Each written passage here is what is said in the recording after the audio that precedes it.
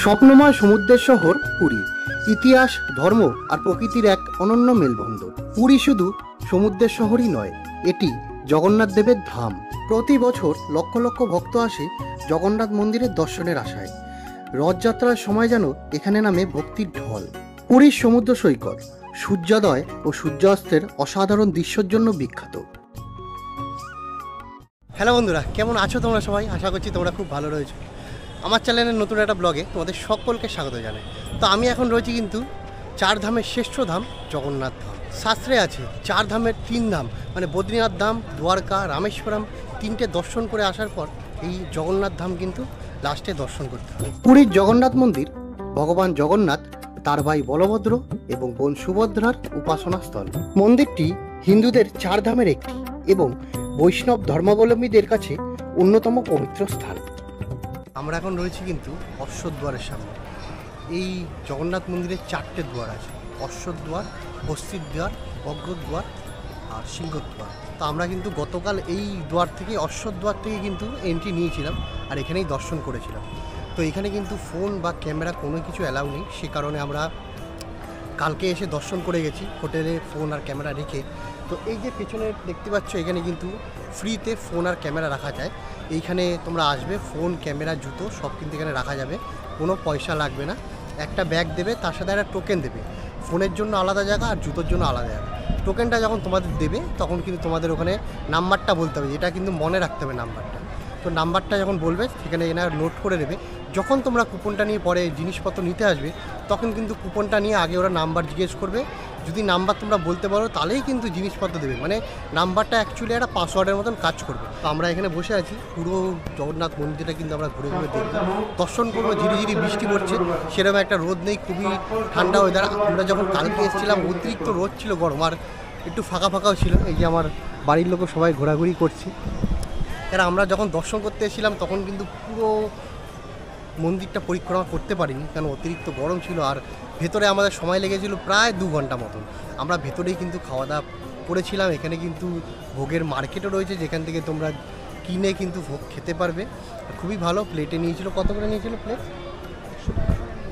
আমরা প্লেট নিয়েছিলাম, আমরা ছিলাম টোটাল 11 জন। কিন্তু ভোগের ভ্যারিয়েশন আছে, সেই অনুযায়ী ওরা দামটা মানে নির্ধারণ করে। ডাল ছিল, এক রকমের সবজি ছিল, একটা ডাল মাখা টাইপের ছিল, আর চাটনি ছিল, আর মিষ্টি পোলাও ছিল। তো খুবই সুন্দর লেগেছে। আলাদা করে কিনে নিয়ে এসেছিলাম, মিষ্টি পোলাওটা আলাদা করে কিনে নিয়ে এসেছিলাম। তো এখানে বসে আছি, খুবই সুন্দর লাগছে। ঝিরিঝিরি কিন্তু আজকে বৃষ্টি হচ্ছে, এই কারণে কিন্তু একটু ভিড়টা বেশি হয়েছে। কারণ কালকে যখন এসেছিল এত রোদ ছিল যে ভিড়টা অতটা ঠিক ছিল না, কিন্তু আজকে অনেক ভিড়। আমরা ছাতা নিয়ে বেরিয়েছি, আর সাথে কিন্তু আমরা একটা স্কুটি ভাড়া নিয়ে নিয়েছি। শুধু জগন্নাথ মন্দির দর্শন করব না, চারিপাশে যত মন্দির আছে সব কিন্তু আমরা দর্শন করবো। কেন আমাদের হাতে বেশি সময় নেই, আমাদের 1:30 অবধি সময়। তারপরে কিন্তু আমাদের বাস আছে, যেটা কিনা আমাদের পৌঁছে দেবে এসপ্লানেডে, লোকনাথ ট্রাভেলসের বাস। তো আমাদের এখানে কাটিয়েছি আমরা 3 দিন। প্রথম দিন আমরা এসে ঘুরেছি, সমুদ্রে স্নান করেছি। তারপরের দিন আমরা কিন্তু সারাদিন মন্দিরে ছিলাম, মন্দির দর্শন করেছি, তারপর রেস্ট করেছি। আজকের দিনে কিন্তু আমরা স্কুটি নিয়ে 2 জন মিলে ঘুরতে বেরিয়ে গেছি। ছুটির দিন, তাই কিন্তু আজকে প্রচুর ভিড়। আর জায়গায় জায়গায় কিন্তু জলের ব্যবস্থা রয়েছে, কোনো কিন্তু কারোর প্রবলেম হবে না। জায়গায় জায়গায় জল ভরবে, একটা করে বোতলও দিয়ে দিচ্ছে সাথে, যদি ফাঁকা কোনো বোতল থাকে। এই মন্দিরে অসংখ্য অলৌকিক ঘটনা বা রহস্যের গল্প প্রচলিত। যেমন মন্দিরের পতাকা সবসময় বাতাসের বিপরীত দিকে ওড়ে, বা প্রতিদিন সমান পরিমাণ প্রসাদ রান্না হওয়া সত্ত্বেও তা কখনো কম বেশি হয় না। অমিশ্রিত কাঠ দিয়ে নির্মিত মূর্তিগুলো নির্দিষ্ট সময় পরপর বদলে দেওয়া হয়, যাকে বলা হয় নবকলেবর। জগন্নাথ মন্দিরের সবচেয়ে বিখ্যাত উৎসব হলো রথযাত্রা। এই সময় জগন্নাথ দেব এবং তার ভাই বলভদ্র ও বোন সুভদ্রাকে বিশাল রথে করে শহরের আরেকটি মন্দির গুন্ডিচা মন্দিরে নিয়ে যাওয়া হয়। লক্ষ লক্ষ ভক্ত এই অনুষ্ঠান অংশগ্রহণ করতে আসে। আমরা এখন দাঁড়িয়ে আছি কিন্তু সিংহদ্বারের সামনে। এই যে সিংহদ্বার, সবাই কিন্তু প্রবেশ করছে। এই যে দেখা যাচ্ছে স্তম্ভটা, এটার নাম হচ্ছে কিন্তু সান পিলার বা সূর্যস্তম্ভ। তার সান পিলারের পাশেই রয়েছে কিন্তু একটা কুয়া, যেখান থেকে লোকে প্রবেশ করছে। এখানে হাত পা ধুয়ে লোকে কিন্তু মন্দিরে প্রবেশ করছে। কালকে কিন্তু আমরা বিকালবেলায় মন্দিরে ছিলাম। তো এই যে মন্দিরের যে ধ্বজা, এটা কিন্তু বিকেল 5টা থেকে 5:30টার মধ্যে চেঞ্জ হয়। সামনে এটা রয়েছে, এটা কিন্তু হচ্ছে রন্ধনশালা। এখানে কিন্তু জগন্নাথ দেবের ভোগ রান্না করা হয়। বলা হয় প্রভু জগন্নাথ প্রথমে বদ্রীনাথে যান, গিয়ে স্নান করেন, তারপরে দুয়ারকাতে এসে বস্ত্র পরিধান করেন, তারপরে পুরীর জগন্নাথ ধামে এসে তিনি অন্ন গ্রহণ করেন, তারপরে তামিলনাড়ুর রামেশ্বরমে গিয়ে তিনি স্বয়ংয়ে যান। সেই কারণে এই পুরীর জগন্নাথ মন্দিরকে কিন্তু প্রভুর প্রসাদ ধাম বলা হয়।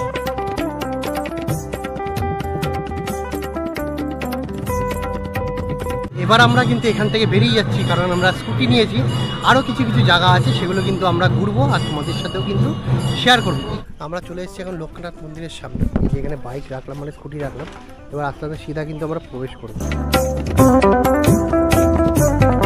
ভেতরে কিন্তু ক্যামেরা বা ফোন নিয়ে যেতে দেবে না, তো এখানে আমরা এখন রেখে তারপর ভেতরে কিন্তু দর্শন করবো। এই যে এখানে রাখলাম, 50 টাকা করে নিল আমাদের জুতো, দুটো ফোন আর ক্যামেরা।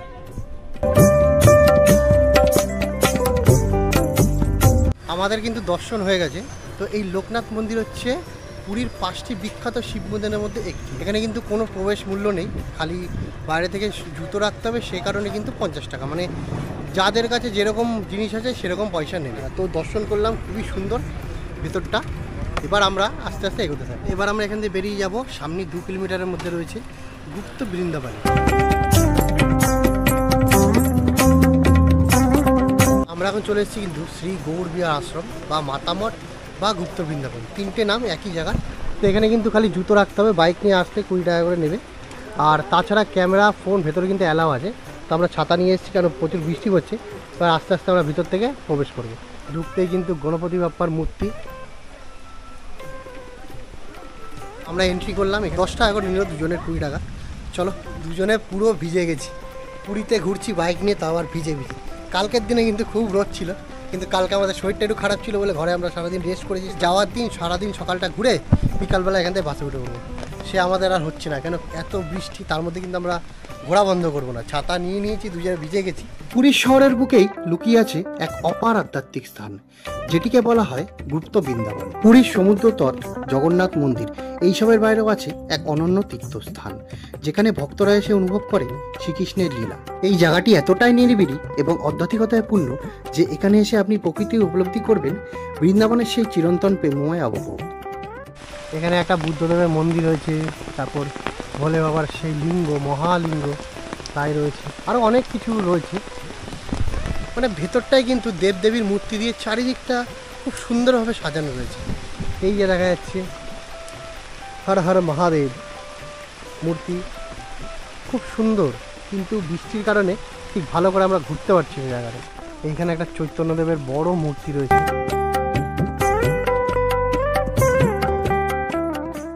তো আমাদের ভেতরটা ঘোরা হয়ে গেছে। এখানে একটু দাঁড়ালাম, পাশে একটা দোকান আছে, একটু অরুণ আইসক্রিম খেলাম। তারপরে এখানে খাচ্ছি হচ্ছে পকোড়া তরকারি। তো পকোড়া না, তো এখানে বলা হয় পকুড়ি, আর সাথে ঘুগনি, সেটা খাবো।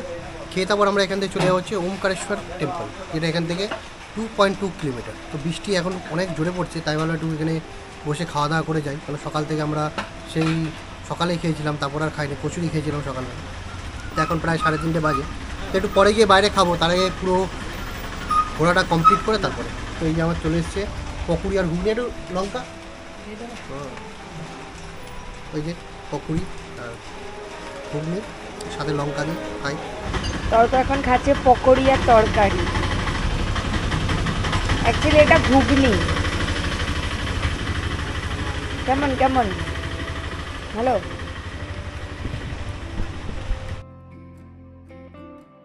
আমরা এখন চলে এসেছি কিন্তু ওমকারেশ্বর মন্দির।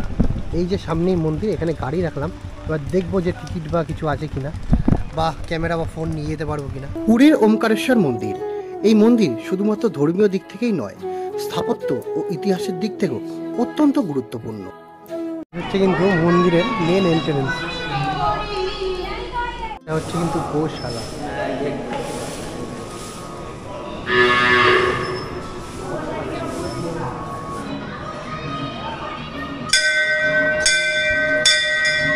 এর ভেতরে কিন্তু ভোলে বাবার 108টি লিঙ্গ রয়েছে, সবকটার কিন্তু আলাদা আলাদা নাম। এটা হচ্ছে অমরনাথ। পুরী শহরের শান্ত পরিবেশে অবস্থিত এই মন্দিরটি ভগবান শিবকে উৎসর্গ করা হয়। ওমকারেশ্বর নামের মধ্যেই রয়েছে মহামন্ত্র ওম, যা সৃষ্টির মূল ধ্বনি বলে মনে করা হয়। এই মন্দিরে আসলেই যেন সেই মহাশক্তির স্পন্দন অনুভব করা হয়। এই মন্দিরে প্রতিদিন শত শত ভক্ত আসে শিব ঠাকুরের দর্শন ও পুজো দিতে। মহাশিবরাত্রি ও শ্রাবণ মাসে এখানে বিশাল উৎসব হয়। চারিদিকে ভরে ওঠে ধূপ, দীপ, ভক্তি আর ভজনের ধ্বনি। তো আমাদের এই মন্দির দর্শন হয়ে গেছে, এখন আমরা বেরিয়ে যাচ্ছি। এখন প্রায় বেজে গেছে বিকাল 4টে।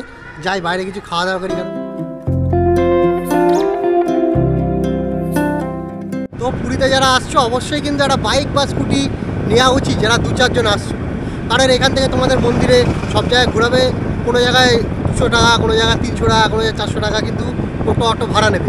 কিন্তু একটা যদি স্কুটি ধর নিতে পারো 500 টাকা, বা একটা নর্মাল বাইক 600 টাকা, বা বুলেট বা রয়্যাল এনফিল্ড কেউ যদি নেয় সেই কারণে কিন্তু 900 টাকা। সেই গাড়ি 12 ঘন্টা থাকবে, তোমরা তেল ভরবে, তোমাদের যেখানে মর্জি সেখানে কিন্তু তোমরা ঘুরবে।